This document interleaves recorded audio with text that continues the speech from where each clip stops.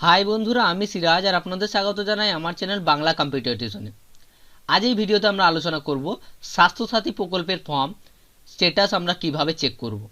মানে যখন স্বাস্থ্যসাথী প্রকল্পের ফর্ম আমরা ফিল আপ করেছিলাম এবং ক্যাম্প হয়েছিল, সেখানে জমা করেছিলাম, সেই ফর্মগুলি আমাদের অ্যাকসেপ্ট হয়েছে কিনা, যদি অ্যাকসেপ্ট হয় সেটা আমরা কিভাবে জানব।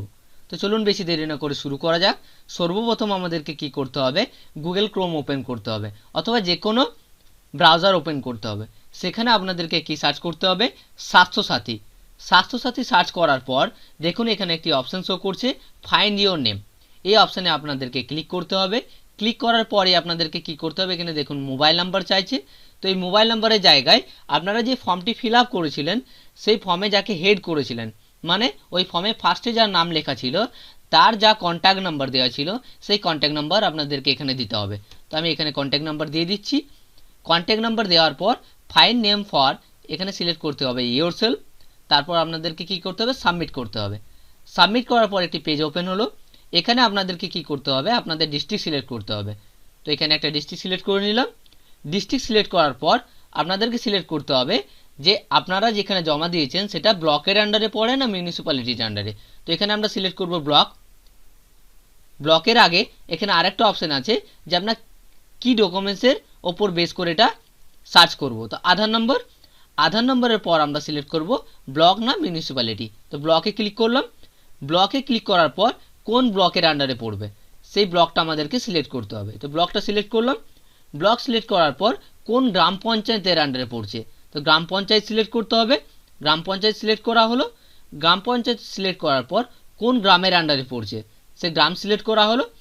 গ্রাম সিলেক্ট করার পর দেখুন আমরা সিলেক্ট করেছিলাম আধার নাম্বার দিয়ে আমরা সার্চ করব। তো এখানে আপনাদেরকে আধার নাম্বারটা দিয়ে দিতে হবে। দিয়ে দেওয়ার পর সাবমিট করে দিতে হবে।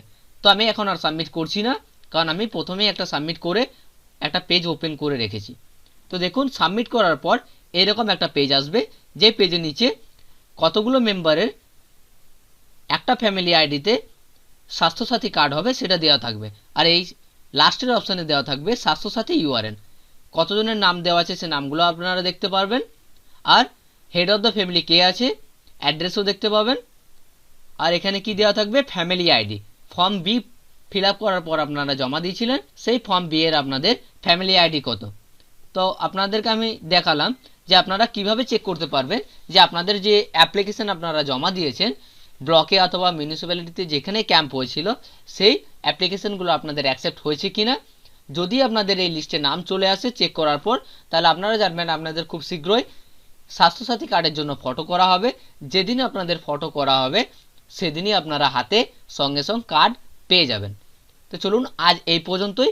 আমার ভিডিও যদি আপনাদের ভালো লেগে থাকে তো প্লিজ লাইক, কমেন্ট, শেয়ার এবং সাবস্ক্রাইব করুন। আর আপনাদের যদি কোয়ারি অথবা কোনো কোয়েশ্চেন থাকে তো আপনারা কমেন্ট সেকশনে কমেন্ট করতে পারেন। আমি চেষ্টা করব আপনাদের সব কমেন্টের উত্তর দিতে।